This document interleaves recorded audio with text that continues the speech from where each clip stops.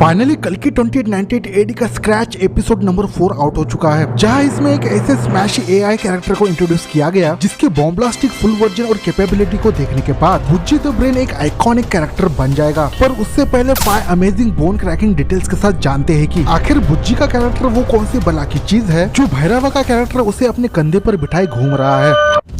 हाय, నేను బుజ్జి బ్రెయిన్। నీ time start అయింది బుజ్జి।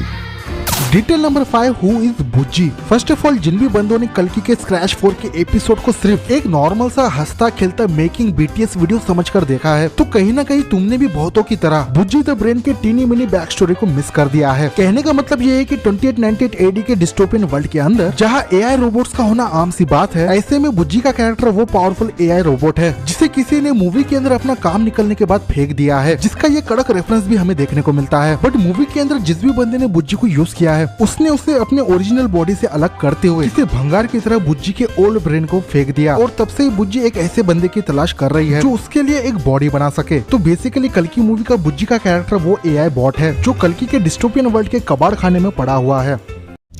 हाय, నేను Bujji brain. Detail number 4, Marvel, DC and Star War. अब कल्कि मूवी के इस cute creative unique jolly type के एआर रोबोट के कैरेक्टर को देखने के बाद जो भी बंदे वेस्ट के सुपर हीरो साईफाई कंटेंट को कंज्यूम करते हैं वो बंदे इस बात से रिलेट कर सकते हैं कि कैसे भैरवा का कैरेक्टर इस मूवी के अंदर आयरन मैन का जार्विस, ब्रूस वेन का एल्फर्ट और स्टार वॉर्स के आइकॉनिक ड्रॉइड्स के कैरेक्टर्स की तरह भैरवा का कैरेक्टर भी कॉम्प्लेक्स चीजों को समझने के लिए और एक्शन में हाईटेक वेपन्स का यूज करने के लिए बुज्जी के कैरेक्टर को यूज करेगा, जो डेफिनेटली इंटरस्टेलर के बॉट्स की तरह इतना ज्यादा एडवांस है कि उसका कम्युनिकेशन और ह्यूमर का स्टाइल बिल्कुल इंसानों की तरह है, जो डेफिनेटली सीरियस कल्कि मूवी के अंदर मसाला डालते हुए अपने सड़े जोक से हंसाकर माहौल को हल्का करने का काम करेगा। मुझे लगता है तुम्हारे इरादे नेक नहीं।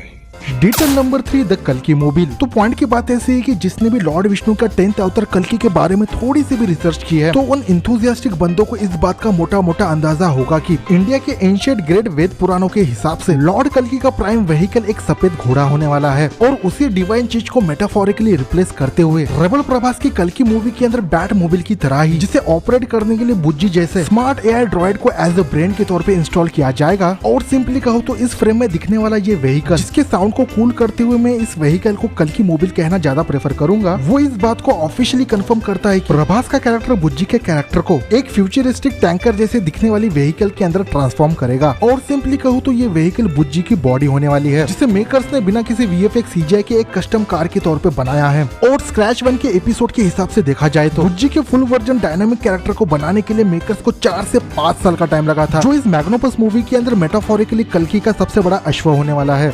तुम्हें क्या लगता है ये क्या है जारविस? నేను బుజ్జి ब्रेन। आगे डिटेल नंबर 2 है द वॉइस ऑफ बुज्जी। अब बुज्जी के चुलबुले कैरेक्टर की वॉइस सुनने के बाद ये बात तो कंफर्म हो चुकी है कि इस क्यूट से ड्रॉइड के आवाज के लिए किसी भी रोबोटिक साउंड का यूज किया नहीं गया है। ऐसे में हिंदी वर्जन का पता नहीं, बट इस मेकिंग वीडियो के अंदर बुज्जी के कैरेक्टर को जिस बंदे ने आवाज दी है वो कोई और नहीं बल्कि साउथ सुपरस्टार कीर्ति सुरेश की है, जो फिलहाल के लिए ऑफिशियली कल्कि के तेलुगु वर्जन के लिए अपनी ब्लडी स्वीट वॉइस दी है। और मजे की बात क्या है पता है, कीर्ति सुरेश और नाग अश्विन इससे पहले आर्टिस्टिक कोलैब करते हुए मास्टरपीस महानती मूवी के अंदर एक साथ काम किया है, और नाग अश्विन के डायरेक्शन में बनी यही वो मूवी है जिसने 2018 में नेशनल अवार्ड भी फोड़ा था।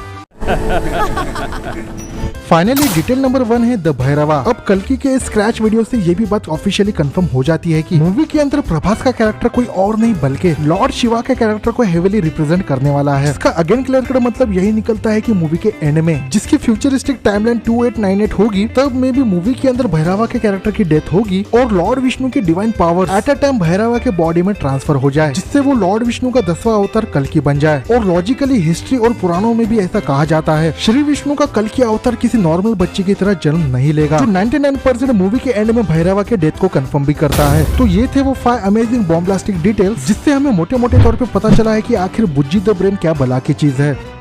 मेरा समय आ गया है, मेरे अंतिम युद्ध का समय आ गया।